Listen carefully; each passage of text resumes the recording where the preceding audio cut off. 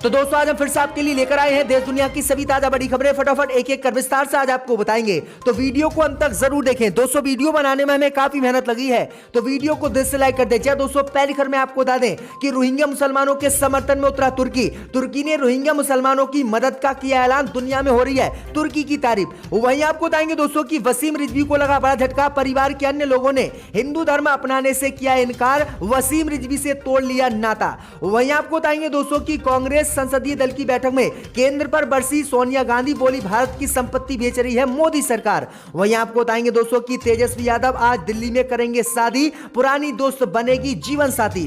वहीं आपको बताएंगे दोस्तों की त्रिपुरा हिंसा को लेकर बीजेपी को सुप्रीम कोर्ट से लगा बड़ा झटका। त्रिपुरा हिंसा की कवरेज करने वाले 2 पत्रकारों पर आपराधिक कार्रवाई पर सुप्रीम कोर्ट ने लगाई रोक, भाजपा को झटका।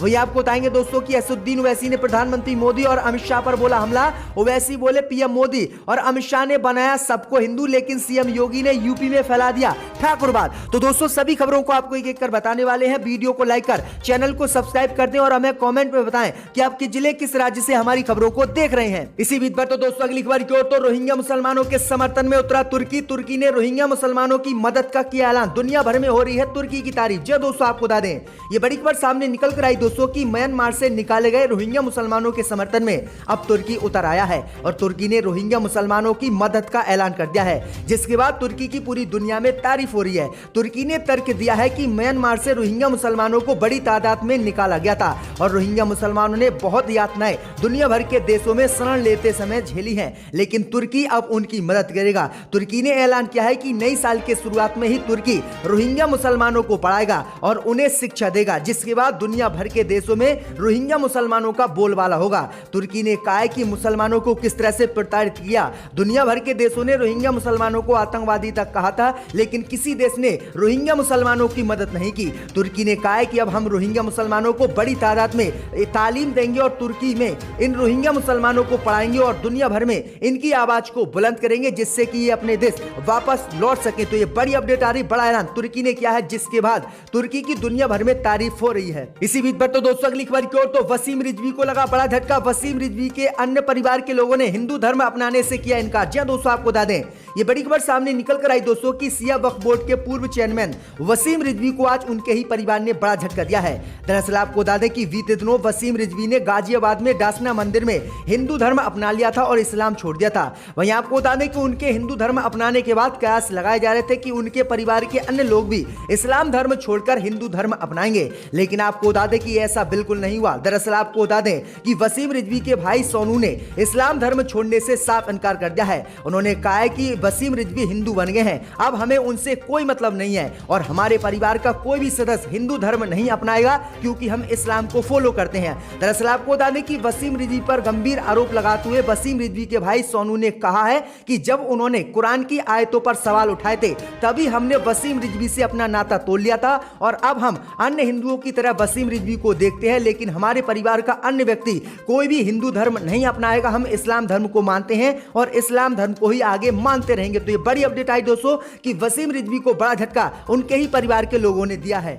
इसी बीच पर तो दोस्तों अगली खबर की ओर, तो सोनिया गांधी ने मोदी सरकार पर बोला हमला, कहा भारत की संपत्ति बेच रही है मोदी सरकार। जी दोस्तों आपको बता दें कि संसद के शीतकालीन सत्र में विपक्ष के हंगामे के बीच कांग्रेस की अंतरिम अध्यक्ष सोनिया गांधी और पार्टी के नेता राहुल गांधी की संसदीय दल की बैठक में हिस्सा लिया। अपने संबोधन में सोनिया गांधी ने किसानों, महंगाई समेत कई मुद्दों को लेकर केंद्र की मोदी सरकार पर बोला, जबकि संसद से निलंबित राज्यसभा के 12 सांसदों के निलंबन को अभूतपूर्व अस्वीकार्य बताया। सोनिया गांधी ने कहा कि हम निलंबित सांसदों के साथ एकजुटता के साथ खड़े हैं। कांग्रेस अध्यक्ष सोनिया गांधी ने कहा कि मोदी सरकार लगातार देश की सरकारी संपत्तियों को बेच रही है और मोदी सरकार सरकारी संपत्तियों को बेचकर इसका पैसा घोटाले में खर्च कर रही है। सोनिया गांधी ने कहा कि ये पहली सरकार ऐसी है जो देश की संपत्ति को बेच रही है। कांग्रेस पार्टी के अंतरिम अध्यक्ष सोनिया गांधी ने यह भी आरोप लगाया है कि बीते 70 सालों में हमने देश की कई संपत्तियों को खड़ा किया, लेकिन मोदी सरकार ने आते ही इन सभी सरकारी संपत्तियों को बेच दिया। तो ये बड़ा हमला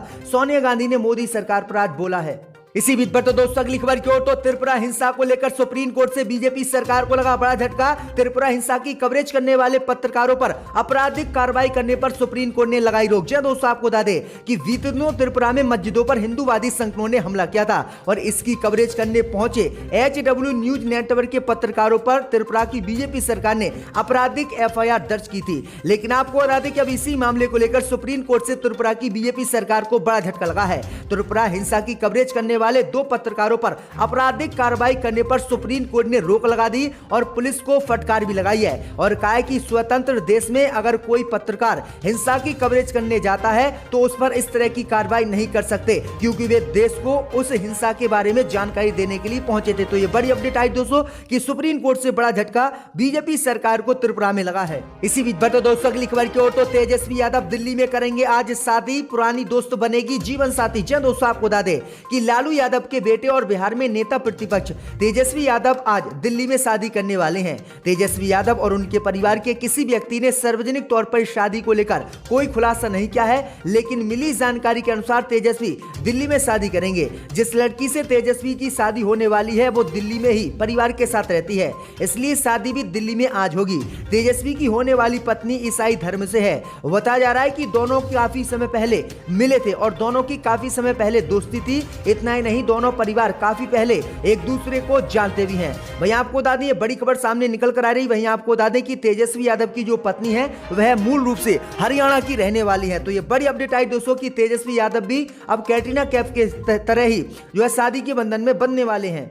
इसी बीच तो दोस्तों अगली खबर की ओर तो असदुद्दीन ओवैसी ने मोदी अमित शाह पर बोला हमला। कहा मोदी अमित शाह ने देश के लोगों को बनाया हिंदू, लेकिन सीएम योगी ने फैला दिया ठाकुरवाद। जी दोस्तों, आपको बता दें कि AIMM के प्रमुख असदुद्दीन ओवैसी ने प्रधानमंत्री मोदी और अमित शाह पर आज बड़ा हमला बोला है। असदुद्दीन ओवैसी ने कार्यक्रम में बोलते हुए कहा कि प्रधानमंत्री मोदी और गृह मंत्री अमित शाह ने उत्तर प्रदेश में सबको हिंदू बना दिया था, लेकिन योगी आदित्यनाथ ने 4.5 साल में इतना ठाकुरवाद फैला दिया कि उनके deputy chief minister Keshav Prasad Maurya भी खुद को मौर्य जाति बताते फिरते हैं, जबकि दूसरे डिप्टी सीएम कहते हैं कि मैं ब्राह्मण हूं। प्रधानमंत्री मोदी ने अपने मंत्रिमंडल में कई जातियों के मंत्री रखे हैं, तो कोई दिक्कत नहीं है। असदुद्दीन ओवैसी ने कहा है कि जिस तरह से मुसलमान और हिंदू की राजनीति यूपी में बीजेपी कर रही है, लेकिन उससे सत्ता इस बार हासिल नहीं होगी, क्योंकि योगी आदित्यनाथ ने पूरे उत्तर प्रदेश में ठाकुरवाद फैला दिया है और लोग अपनी जाति बताते अब उत्तर प्रदेश में फिरते हैं। तो असदुद्दीन ओवैसी ने यह बड़ा हमला मोदी अमित शाह पर आज बोला है। इसी बीच पर तो दोस्तों अगली खबर की ओर तो मोदी सरकार को लगा बड़ा झटका। सबसे आसमान देशों की लिस्ट में पहुंचा भारत। जी दोस्तों, आपको बता दें ये बड़ी खबर सामने निकल कर आई दोस्तों कि प्रधानमंत्री मोदी के देश का PM बनते ही भारत को आज बड़ा झटका लगा है और भारत का नाम दुनिया के गरीब और काफी आसमान देशों की लिस्ट में शामिल हुआ है। दरअसल आपको बता दें कि वर्ल्ड इनक्वालिटी रिपोर्ट 2022 में सामने आया है कि देश में अमीर और गरीब के बीच का फासला भी भारत में बढ़ गया है। इस रिपोर्ट में यह भी कहा गया है कि भारत अब दुनिया के सबसे आसमान देशों में से एक है। विश्व असमानता रिपोर्ट 2022 एक संपन्न वर्ग के साथ भारत एक गरीब और बहुत ही आसमान देश के रूप में खड़ा हुआ है। दरअसल आपको बता दें कि विश्व असमानता रिपोर्ट 2022 के मुताबिक भारत की टॉप 10% आबादी के पास राष्ट्रीय आय का 57% हिस्सा है। वहीं देश की टॉप 1% आबादी के पास राष्ट्रीय आय का 22% हिस्सा है। नीचे से 50% यानी भारत के गरीब आबादी के पास राष्ट्रीय आय का वेतन कुल 13% हिस्सा है। रिपोर्ट के मुताबिक भारत में औसतन घरेलू संपत्ति 9,83,10,00,000 है। रिपोर्ट में कहा गया है कि भारतीय वयस्क आबादी की औसत राष्ट्रीय आय 204 करोड़ है। नीचे के 50% लोग 53,000 कमाते हैं। तो ये बड़ी अपडेट आई दोस्तों कि मोदी सरकार में देश आसमान देशों की लिस्ट में शामिल हुआ है, जो काफी बड़ी भारत के लिए चिंता का विषय है।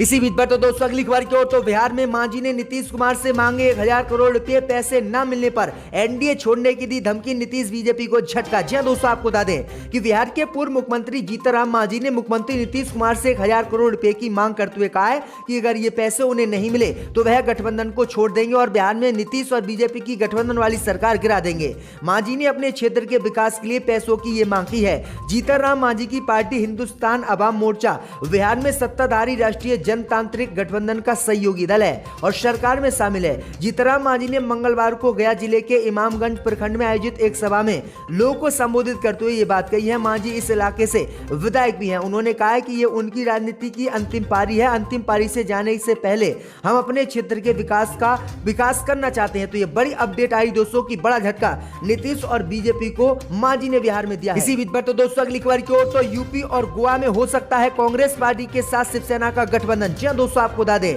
कि यूपी और गोवा में विधानसभा चुनाव की तैयारी जोर शोर से चल रही है। इस बीच दिल्ली में शिवसेना सांसद संजय रावत ने कांग्रेस की महासचिव प्रियंका गांधी से मुलाकात की है। इस बैठक को रावत ने सकारात्मक बताया है। साथ ही उम्मीद जताई है कि आगामी यूपी और गोवा चुनाव में उनकी पार्टी कांग्रेस के साथ गठबंधन कर सकती है। अभी महाराष्ट्र में शिवसेना कांग्रेस और एनसीपी के साथ मिलकर सरकार शिवसेना चला रही है। तो ये बड़ी अपडेट आ रही दोस्तों। पढ़ना नहीं चाहता। मैंने ये भी देखा था 2006 में